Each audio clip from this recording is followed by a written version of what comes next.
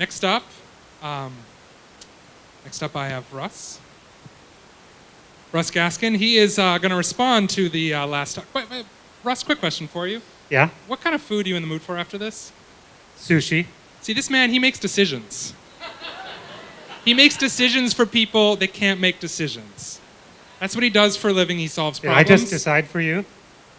I'm up for sushi. Let's do it. Oh, okay. All right. So what about harnessing the potential of conflict and fear?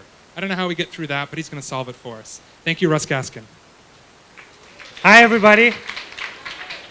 Hey, let's hear it for fear and conflict. All right. That went a lot better than I thought it would. So what are we afraid of? Whoa, back up. All right, I'm talking about fear and conflict, which have benefits. They make us pay attention to things that are important. They stimulate us to take action on those important things. They focus us. So what are we afraid of? Are there any Buddhists in the house? All right, a few. You don't hear much from Buddhists, but that's all right. We're attached to things and we're afraid of losing those things that we value, right? Is that pretty close? All right. So I like living. I'm afraid of dying. If I like freedom, I don't like control, like hyper-control, right? I like community. I'm kind of afraid of anarchy. That's a personal one for me. So what are we afraid of? We actually, in many cases, we fear those values that are the opposite from our own. Okay? I love free markets. Oh, this person loves social justice. So I'm thinking, if I love freedom, and then somebody's like trying to control me, trying to make me accountable to other people or whatever, because I love freedom so much, I think you want to control me, right? So we're afraid of losing the benefits of our own values. We're afraid of getting the downsides of the opposite values. So that fear often leads to conflict. There's no conflict in Congress right now, of course, but in other parts of our society, this kind of fear is leading to conflict. So, I love freedom. This is one perspective. I'll show you another in a second. I love freedom. The opposite here is socialism, right? Those naive socialist leftists. Well, I'm a patriotic Tea Party revolutionary, all right? Oh, wait, but there's another perspective. I'm a responsible, just, compassionate person, and I'm looking at those folks over there with those opposite values. They're greedy, they're selfish, they're uncaring, no rules. It's a free-for-all over there. So, this is the and perspective. This is all of what those people thought together.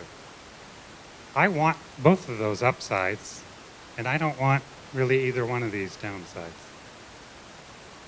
So what I'm talking about there is individual freedom and community accountability, and how I want the upsides of both of those.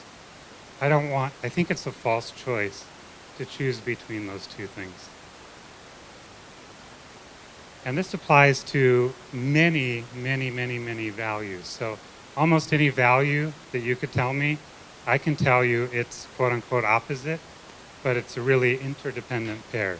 So I think of these values not as opposites, but they're interdependent. They have to exist together. When you say freedom, I think accountability. When you assert centralization, like, oh, we all need to centralize this company, well, I'm thinking decentralization is valuable. So it's not coming up here, but I have a database with my colleagues that we've developed where we've literally mapped hundreds of these values pairs. So pick one of these, any company on here that you like, and then we're going to look at, what's that company doing to optimize or flip supposedly opposite but really interdependent values.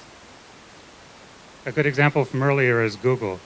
Google is a very stable company because they innovate constantly. In this context right now, that gives you stability.